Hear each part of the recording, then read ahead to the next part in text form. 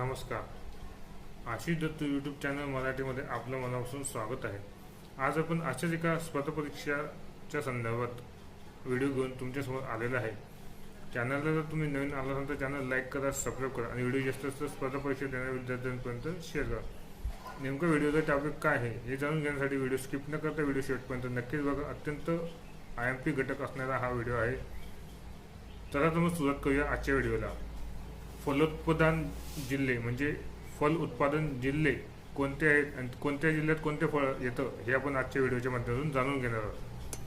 पेरू दौलताबाद, संत्री नागपूर, द्राक्षे नाशिक आणि सांगली, चिकू डहाणू, सीताफळ दौलताबाद, केळी जळगाव वसई, अंजीर राजेवाडी पुणे, हापूस आंबा रत्नागिरी, कलिंगड अलिबाग, नारळ ठाणे रायगड रत्नागिरी, काजू रत्नागिरी कोल्हापूर मालवण, फणस ठाणे रायगड रत्नागिरी, डाळिंब Ahilyanagar Pune Solapur, bore maroon Jalgaon, strawberry Satara Mahabaleshwar आणि चिली ठाणे.